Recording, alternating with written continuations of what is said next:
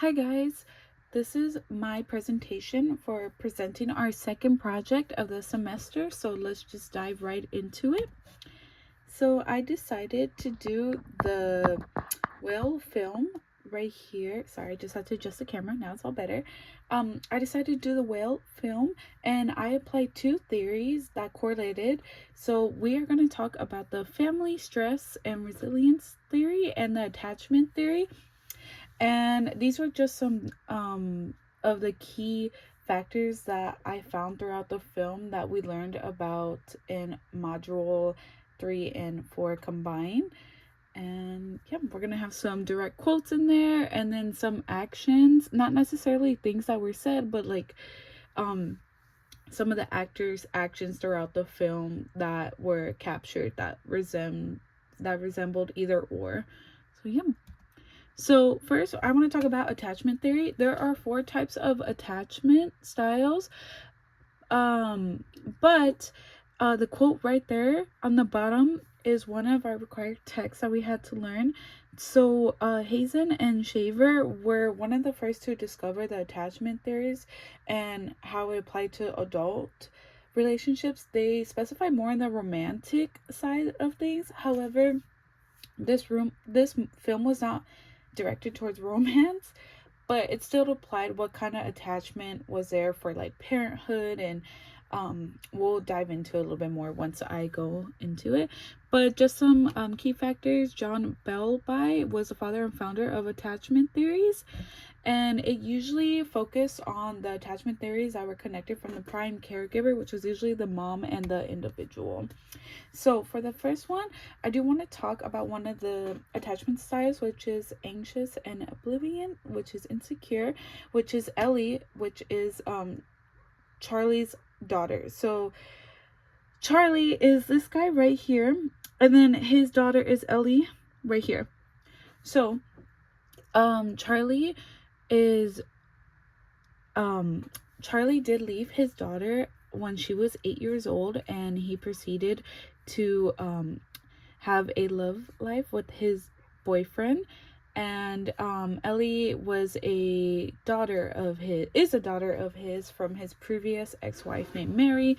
He had no contact with her for about 8 to 9 years, and he wanted to see her before he reaches his deathbed, and he just wanted to rekindle before he passes on.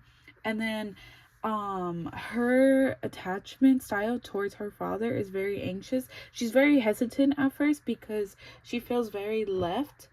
She feels very abandoned since her father just left her out of the blue. So there's some quotations right over there saying like, you actually care. And then there was this one moment when he was trying to give her advice, and she just kind of snapped at him saying, are you really gonna try and impair me right now?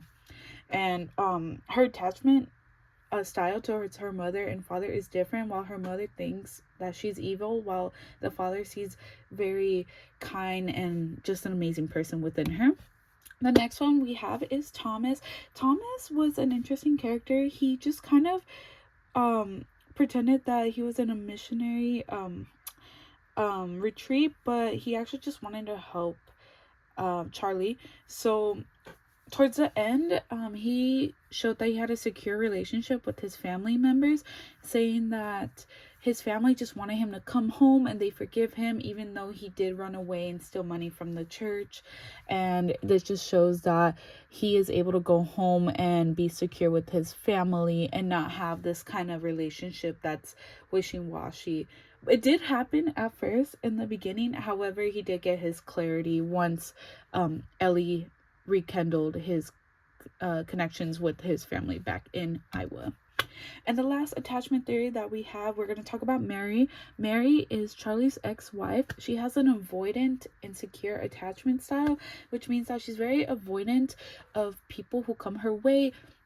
Since Charlie left her for Alan is Charlie's boyfriend, which we're going to go into a little bit more, she distanced herself from the idea of love. She has not been seeing anyone since then, and she just like she ran away from this, meaning that she took Ellie of custody and she just went across the whole across town just to avoid it.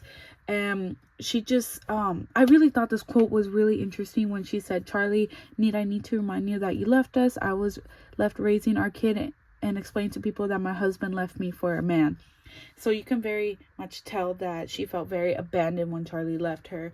And the last bulletin right over there is a quote from one of the textbook readings saying that these people, the people that have avoidant attachment styles, they're most likely to believe that love cannot rekindle after they lost it, and they have very much self-doubt. So this was present throughout the film.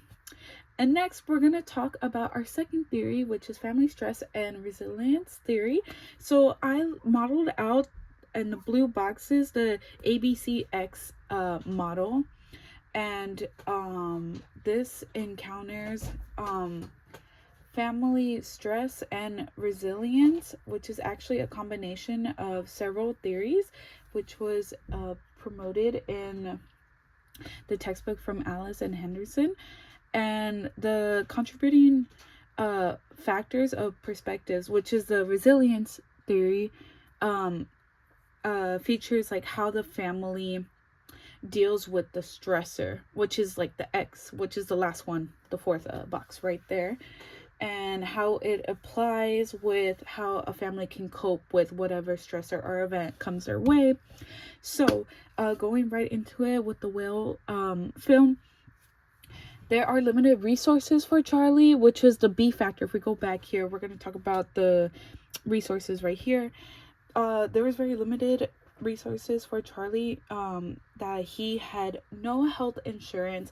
And then whenever his friend Liz advocates for him to go to the hospital, he just refuses, and it denies the fact like he does not want to get help.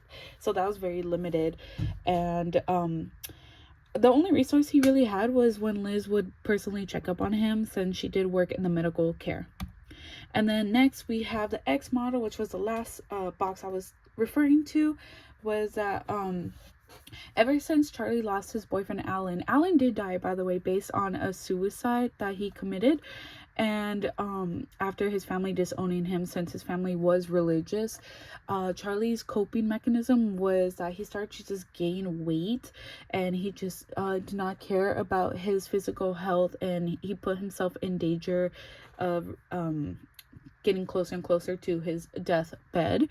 And there was not really a quote that was said, but it was more like an action that was preceded throughout the film, which was when Ellie, his daughter, asked about Alan, and Charlie just randomly just excused himself and went to the bathroom and started crying, because the recurring thoughts of him thinking about Alan was more of a crisis, and he has fully not developed his coping mechanism of his loss with his boyfriend. And then the next one that we're gonna have is, I believe this is our last one. Yes, this is our last one right here of the family stress and resilience theory. It was a stressor. So each stressor started piling up on one another. So a stressor is more like what events occur within the family. So one was the death of Alan, and then the other one was his unavailability of getting health insurance, and his relationship with his daughter Ellie. He just has not seen his daughter, and that really did affect him. And that's why when Liz said, you're not supposed to be around her, does the mom even know about this? Showing that the stressors started to pile up on one another.